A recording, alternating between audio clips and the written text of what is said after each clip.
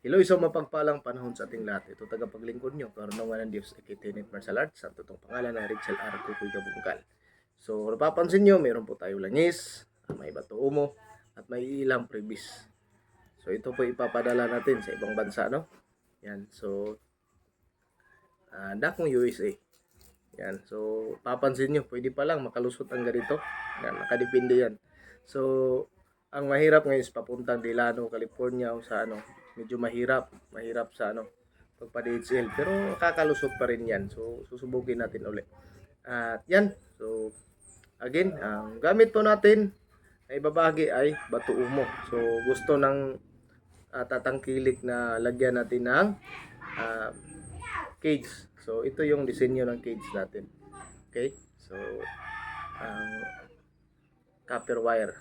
Yan, lagyan natin ng pamo sa gilid para hindi siya mabinat. Okay? O maunat. Tapos, talakayin natin ang kakayanan ng umo, pangkalahatan po. Bakit po pangkalahatan? Kasi nakadepende po sa intensyon natin. So, kung gusto natin ng depensa, magbibigay ang bato umo ng pangkalahatang depensa sa atin. Kung gusto din natin ng gamutan, makakatulong din ang bato umo sa pangkagamot natin. Okay? At kung gusto naman natin pangpaswerte sa buhay, mas lalo din po magagamit natin sa pangpaswerte ang bato umo. Again, balikan ko, nakadepende kasi sa adhikain o intensyon natin kung paano natin gamitin ang isang uri ng mutya. Yan. So, bato umo, marami pong pangalan. So, bato umo, white liklay, Cape Pearl. Okay? So, maraming kapangalan niya, no? And, so, sunod naman ay ang tinatawag naman natin na yung langis. So, ito po galing sa mother nating langisan. So, maniwala ko sa hindi. Pangatlong beses na ito na nagpapadala ng ganitong karami. Lagi nilang kinukonsumo doon. Siyempre, malayo sila sa Pilipinas, kaya pag nagpapadala ng langis, medyo marami. Yan po ang ano nila. So, ito lang, balikan ko lang. Lahat po ng